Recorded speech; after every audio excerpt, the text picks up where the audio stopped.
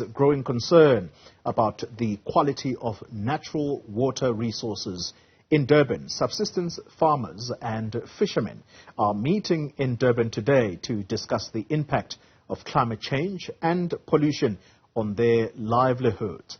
Now, Karinda Jagmohan is watching this space for us, and she joins us now. Karinda, good morning to you. You've already had a few conversations with people who are attending that particular gathering. What are some of the conversations that are being had this hour?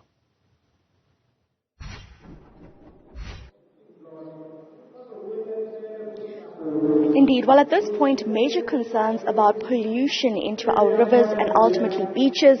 Fishermen telling us today that their livelihood is being threatened. I'm joined by John Peters, who's from the KZN Subsistence Fishermen's Group. So thanks for speaking to us. What are your major concerns as you come here today? Well, greetings to your viewers, and thanks for having us. I'm the chairperson of the KZN Subsistence Fishers Forum. We are here today in this conference to basically understand the impacts and the challenges our fisher folks are facing. And you would recall during the month of April we had a rain bomb here in KZN, and the result of that not only affecting property dwellers and loss of lives, sadly to say that, but our subsistence fisher folks are feeling the brunt of the neglect and the damages that were caused at our local municipality pump stations. What had happened there is that we had overflow of raw sewage, which was untreated at these pump stations, that got into our estuaries and lagoons and eventually ended up into our ocean. And this had had a major impact on our marine living resources.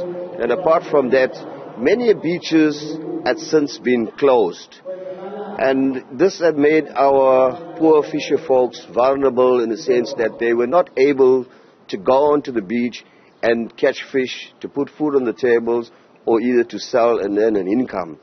So we have subsistence fisher folks. These guys are reliable. They're reliant on the ocean to catch fish to sustain a living. Tell me about beaches being closed right now. When you look at the group that subsistence fishermen belong to, when was the last time they were able to actually go to the beach and make a proper catch that can put food on their table, like you said? Well, you see, we have lots of fisher folks that are living in close proximity to the beach, meaning that they basically walk to the beach and go to catch fish. But with the beach closures here in the Durban area, these fisher folks are now forced to travel kilometers away, and it costs them more money. So most of them are not fishing. But the truth is, I have seen some fisher folks on the beach, men, women, and some children that were fishing.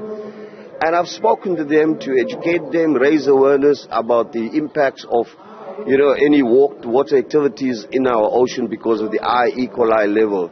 But the response I had is, sorry, nobody can stop me because we survived the COVID pandemic for 2 years. And I will take the risk of catching fish to put food on the table and allow my family to eat something to go to bed. When people are taking this risk, what feedback are you getting? Are people getting sick when they're in the rivers, beaches? Well, I tried to do a follow-up, and unfortunately, look, the people didn't say much that it had an impact on the consumption of the marine species that they were taking. So they are taking a risk, but I understand and I feel their hardship and their struggles that they're facing because government is not coming on hand to assist these poor fisher folks. And finally, what's the future looking like for subsistence fishermen, even farmers, in the midst of what we are seeing happening to our climate and to our water?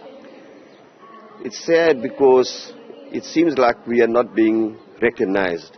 Climate change is a global threat. We are having world leaders who are gathering next month for the COP17 in Egypt. It seems like it's more a window dressing exercise. They all get together. We have targets to reduce carbon emissions by 2030 to half the carbon emissions and to reach net zero by 2050. But our government is still granting licenses to our big oil companies from abroad to come and drill for oil and gas in our oceans and to export that oil and gas to the Western countries. So we are bearing the brunt of it because our marine life is under threat by the oil and gas exploration in our oceans. Sean Peters, thank you so much for your time. The chairperson of KZN Subsistence Fishermen's Group, speaking about the threat that climate change pollution has on their livelihoods, worried about the future of small-scale farming. A number of people told us the same thing, and right now there are conversations happening where inside this hall where people are coming to the stage to express their concerns for the future of their livelihood. We hear that even people taking risks to continue fishing where beaches are closed because of high E. coli levels, that's bacteria found in the gut of humans and animals, following the sewage leaks. They're going to those beaches because they can't afford to travel further down south or north where there are cleaner beaches there in terms of water quality. They can't afford that, and so they're taking that risk. At the same time, we have heard reports of people who come in contact with this water falling ill because of the contamination, the bacteria there.